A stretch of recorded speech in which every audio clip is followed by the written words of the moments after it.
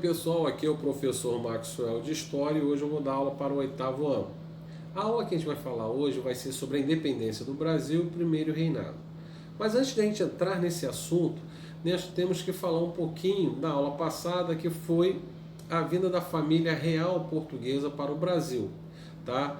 Fugindo das tropas de Napoleão Bonaparte, depois que D. João, príncipe regente, vai furar o bloqueio continental. Ao chegar aqui ao Brasil, a primeira coisa que D. João, príncipe, vai fazer é abrir os portos para as nações amigas, que na realidade é a Inglaterra.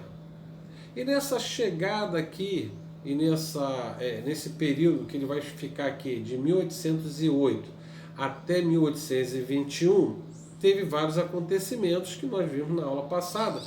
E esses acontecimentos, um deles, por exemplo, em 1815, quando já tinha acabado a Guerra Napoleônica na Europa, ele teve até uma pressão para ele retornar, mas ele preferiu ficar mais um pouco no Brasil. Realmente tudo só vai mudar quando tem a Revolução Liberal do Porto, em 1820, na qual os portugueses, tá, a elite portuguesa vai se reunir e vai tirar os ingleses lá de Portugal, e eles vão exigir uma nova Constituição, uma Constituição liberal, aos moldes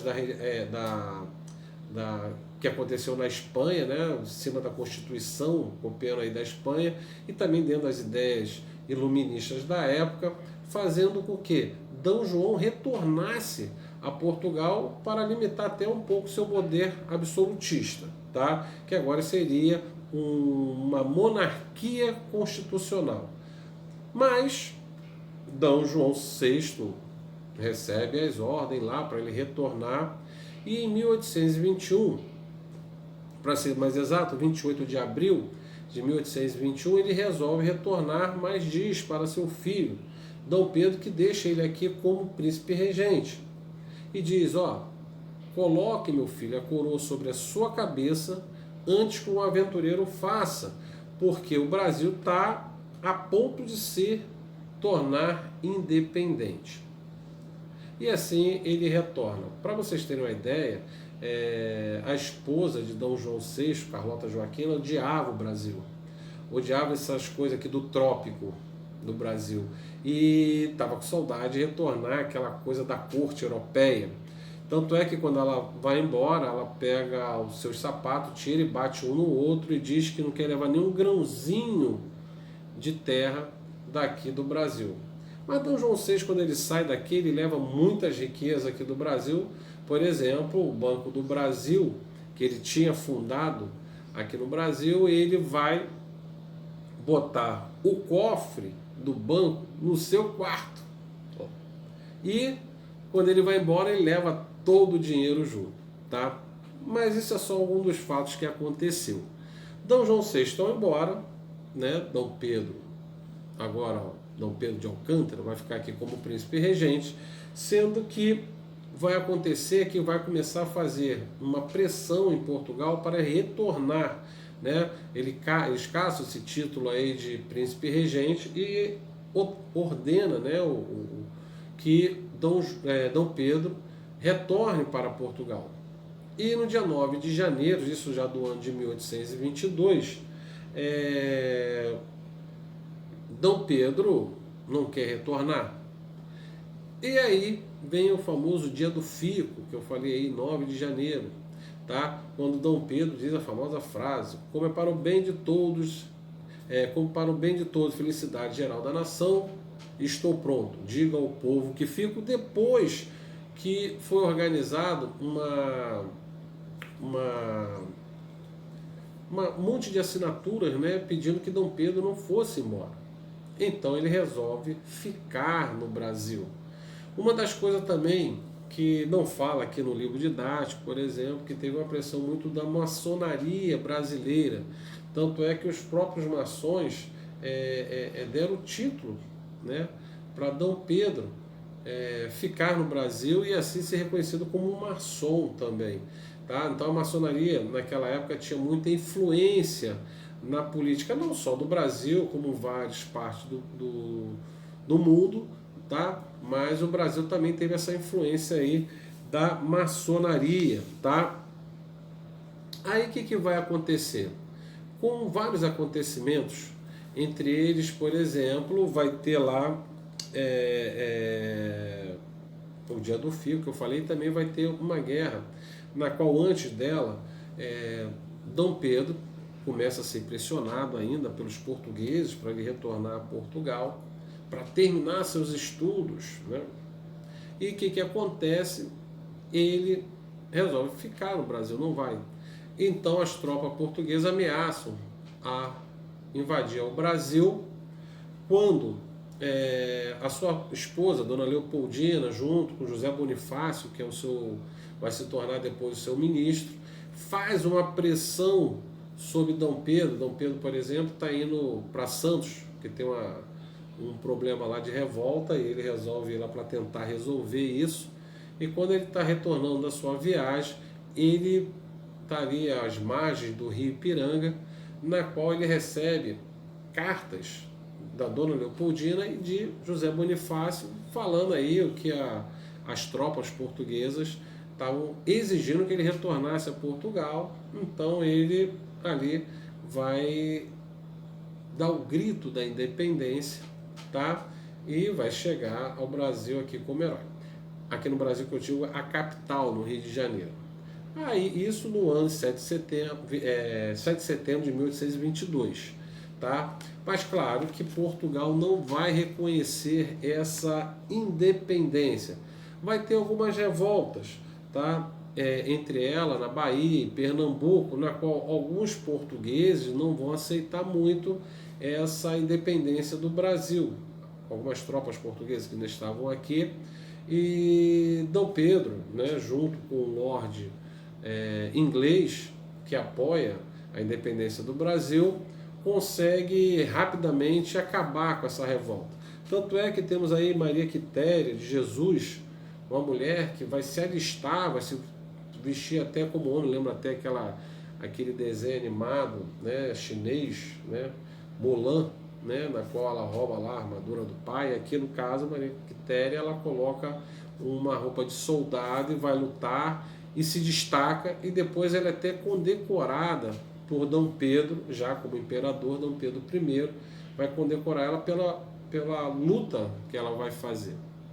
Mas aí, o primeiro país que vai reconhecer essa independência do Brasil vai ser os Estados Unidos, tá? Mas claro que a Europa como um todo não vai reconhecer, enquanto Portugal, né, a sua metrópole, a nossa antiga metrópole, reconhecer essa independência. Então o que acontece? Dom Pedro I pega um empréstimo com a Inglaterra de uma quantia de 2 milhões de libras, tá?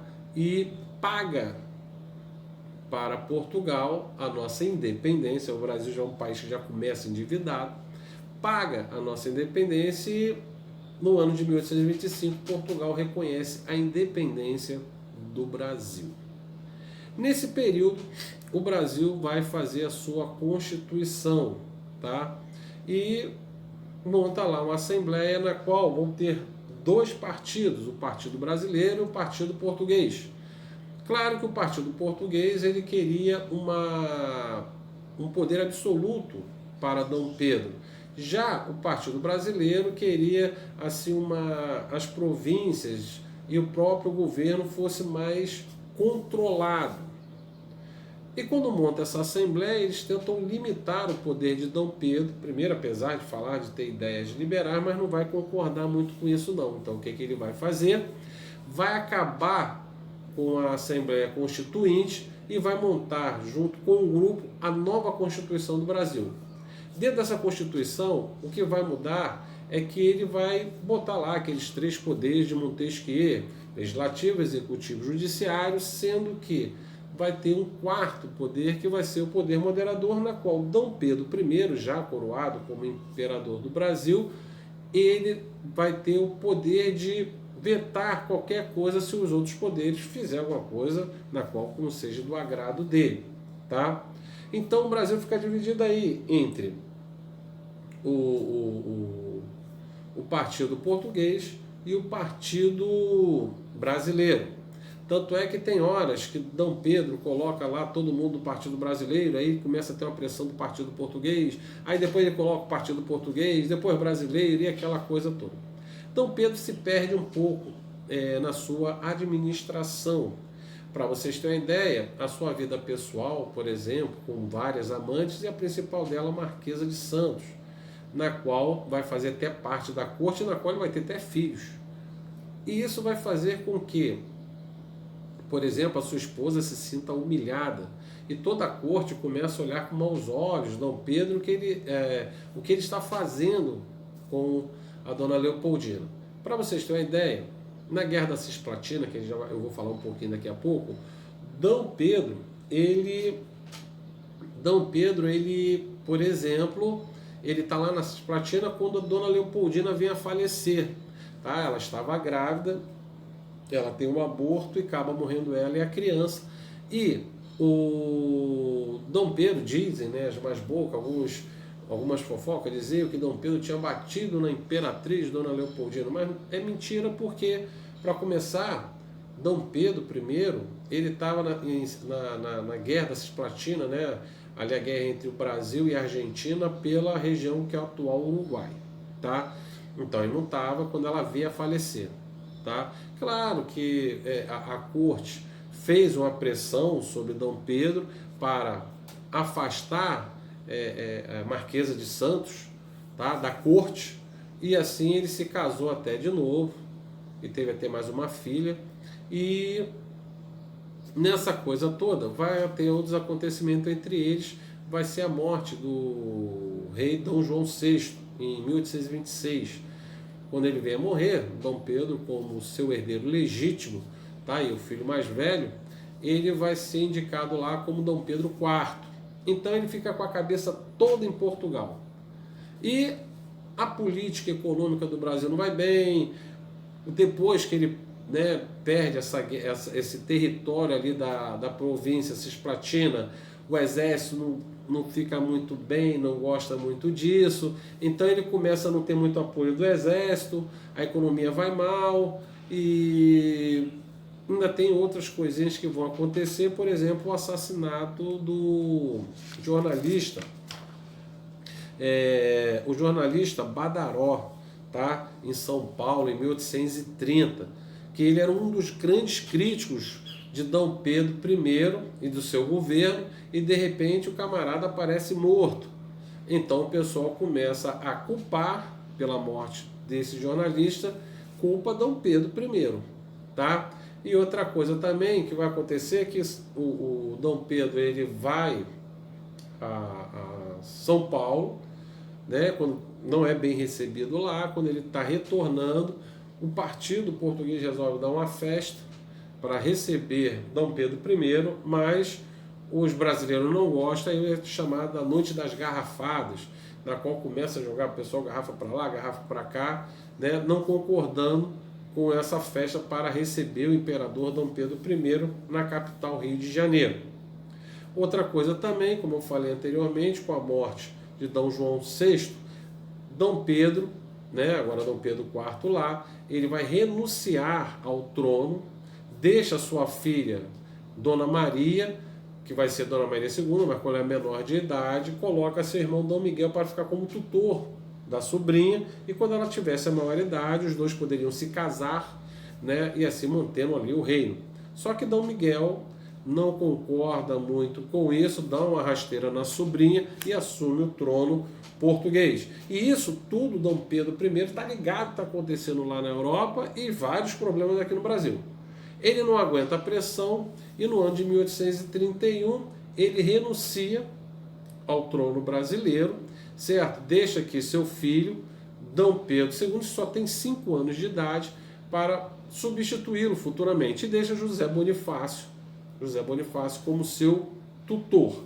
E assim ele retorna para a Europa, já muito doente, e reúne tropas na França, mercenários franceses, invade Portugal e tira seu irmão do trono e fica como tutor, né, da filha, no intuito, quando ela tivesse maioridade, para ser coroada a futura rainha de Portugal como Dona Maria II. Só que ele não consegue ver isso porque ele fica doente e aos 36 anos, no mesmo leito que ele nasceu, ele vai vir a falecer, tá? Essa é o fim da história de Dom Pedro. E aqui o Brasil, como ele vai embora, certo? Dom Pedro de Alcântara, seu filho, vai ser o futuro Dom Pedro II, não tem idade para assumir o trono, então vai começar o período regencial. Então aqui a gente termina essa aula de hoje, tá? Espero que vocês tenham entendido. Faça os exercícios aí desses 2 capítulos que eu dei, tá? E eu vou tentar montar uma aula para a gente ver se a gente se encontra, né? Eu monto o Zoom, alguma coisa para a gente ver se a gente corrige só ao vivo lá em sala de aula, tá? Vamos tentar ver se a gente consegue fazer isso e gostaria muito da presença de vocês, tá bom? Então fico por aqui, um abraço e até a próxima videoaula. Tchau, pessoal!